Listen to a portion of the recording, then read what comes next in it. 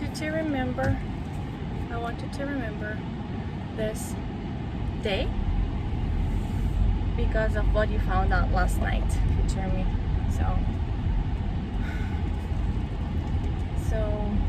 one of your sons is doing his math homework, struggling with it, hating it all he wants, and then he has an older brother and a younger brother, and the younger brother knows about it, and the older brother knows about it because he gave him what he gave him. So here's the story.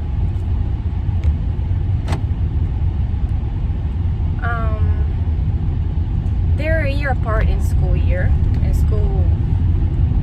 school year, they're 1 year apart. So 6th grade, 5th grade, and 4th grade. The 5th grader got the notebook of the 6th grader from last year when he was 5th grade with all the mathematics problems that he worked on as his homework. And here's the thing, in Japan, the notebook, the text, it's not a textbook, it's like something that, it looks like a workbook. It has the problems, the teacher shows you the method, the pattern, how to do it at school, and then they give you loads of homework that you take from this little workbook, I would say. It doesn't even look like a textbook to me. And so you have to work those problems out, and then you have a notebook that you write them in, and then you go from there. You just write it. So there are lots of problems, and you have to work them out. And how they write it and work them out is a different way from how I was raised doing it in my school in Bulgaria. So I cannot really help. I cannot help physically because I have a whole bunch of chores in the house, plus 2 babies, toddlers. So I cannot really sit down with him and do it unless somebody else does everything else. So I'm out of the picture, but I used to do it before with them when the babies were smaller, of course, sleeping in the crib all the time. Then I would, spend time with their homeworks, math. That's all I can help with. But I would take a paper and write it down my own way, right? So he takes his brother's notebook that the problem's already checked. When they check them, they make a circle around it, and the teacher. So what he was doing last night, and I very quietly went to the room to check on him, and he was surprised to see me. He just put the notebook right under his, in the desk, in the drawer of the desk. And I was like, what are you doing? So he said, nothing. Nothing means always something. And then I asked him to give me the notebook. So I saw the name of his brother on that notebook, and it's already finished. So I got it. He was just copying the answers from that notebook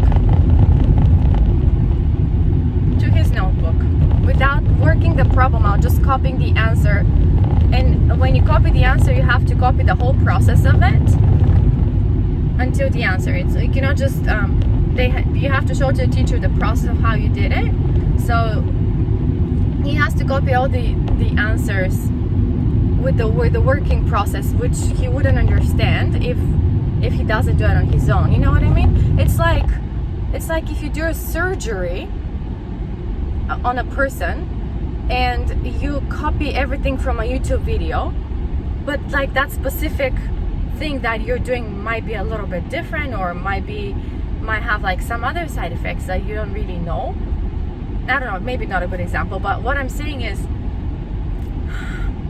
he was just copying. And then I asked the oldest when did he give him the notebook, and if it was his idea or his brother. So I just had to go to the bottom of it, and it's been since May. He's been doing that since May. So, and then he gave the 5th grader gave his notebook to the 4th grader for the next term, from September to December. And so we trashed that one too. So we trashed all the old notebooks and workbooks that could be a cheat sheet for the others, so they don't get tempted. But I know kids are fool. They have like those tricksters ideas, and they have to go through the homework as fast as they can, so they can do whatever they want, which at home is games and computers and watching YouTube. So this is like the thing they do. But if I oversee it and if I don't do anything about it to show them that that was not the right thing to do, then I don't think they'll learn anything from it. So because they've been lying to themselves, not being honest with themselves, with each other, with the family, and with the teacher. We are going to go to the teacher today. We're going to talk to her and we're going to explain to her what he's been doing since May. And I know it's not going to be easy. It's going to be very uncomfortable feeling, but and he's going to be suspended from screen watching to the end of this week. But today is Thursday anyway, so just a few more days. But yeah, so the oldest took it to heart. He's like, you know, if he doesn't play his game with his friends for one day, he's just gonna lose his mind. I don't know if that kid can survive a camp by himself. Anyways, so yeah, it's been quite interesting last night and this morning with screaming and stomping, and I'm not gonna go to school, whatever, because I wanted all three of them to go to the 5th graders teacher, but I'm not gonna do that because the oldest is just an open rebellion right now, and I'm gonna just do it with the 5th grader only. It's not easy to be a parent because you have to make sure you teach them the right thing and that they make the right choices. And you know, let me tell you, I was not always a devoted Christian person living what I believe.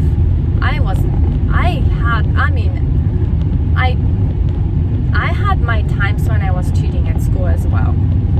But